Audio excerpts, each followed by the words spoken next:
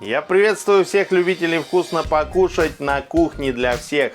Сегодня у нас продолжение рубрики «Вкусно с GRC». Есть такое мнение, что каждому пловцу каждое утро нужно употреблять яйца.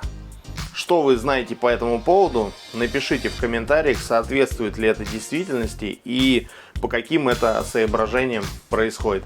Давайте вот, если у вас есть такая информация, напишите, подтвердите или опровергните. Раз мы будем обсуждать яйца, то давайте сегодня яичный рецепт будет. Приготовим омлетик. Первым делом берем картофель, который нам нужно нарезать на кубик. Еще нам потребуется белая часть лука-порей. Вот таким вот образом берем и нарезаем его на кольца. Также берем сырокопченый бекон и нарезаем вот на такие вот полосочки. Картофель мы отправляем на разогретую сковороду и начинаем его обжаривать.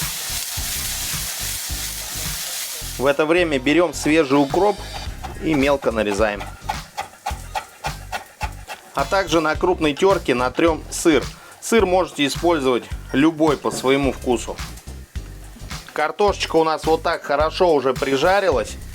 Добавляем лук и добавляем примерно половину бекона. И продолжаем обжаривать до полной готовности картофеля. Соль не добавляйте, потому что бекончик соленый сам по себе. Этого будет на данном этапе достаточно.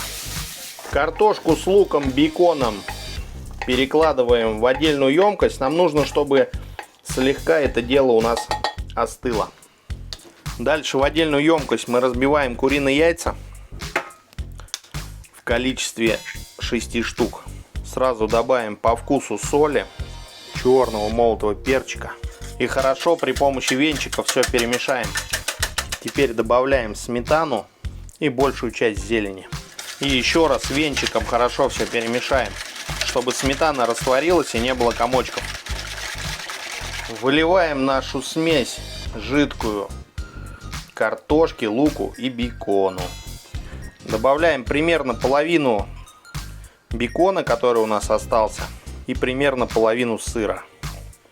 Ну и вот так вот между собой все перемешаем, чтобы ингредиенты распределились равномерно. Дальше нам потребуется сковорода. У меня одна и та же, потому что она вот так вот со съемной ручкой.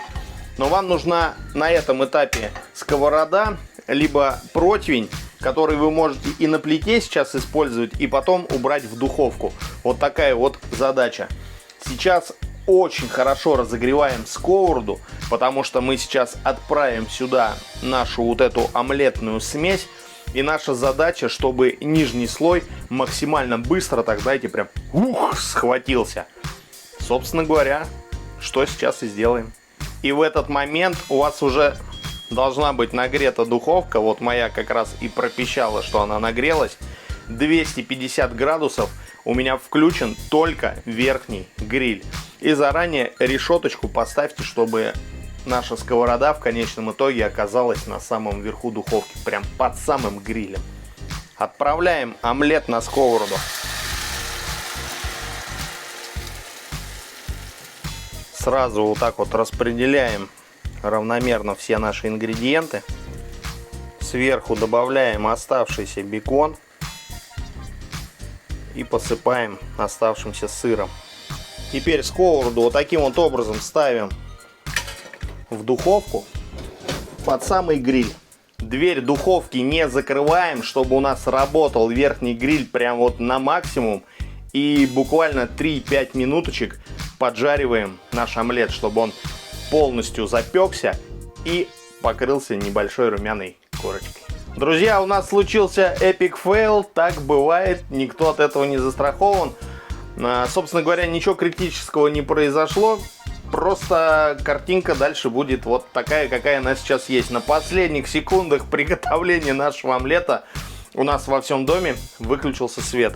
Омлет, собственно говоря, готов. Мы сейчас работаем от дневного света через окно. Ну, сейчас попробуем показать, что получилось. Собственно говоря, у нас получился вот такой вот воздушный офигенский омлетик. который мы вот сверху вот так вот еще зеленью оставшейся посыпаем. Как вы понимаете, эта порция, конечно же, не на одного человека, а прям на целую семью. Отсутствие света было недолгим, поэтому смотрите, как положено, на этот результат. Единственное, это длилось пару минут, и он чуть-чуть подосел. А так, когда мы его из духовки вытащили, он был такой более воздушный, такой более высокий. Вот такой вот офигенский получился омлет. Давайте вот таким вот образом возьмем кусочек нашего омлета.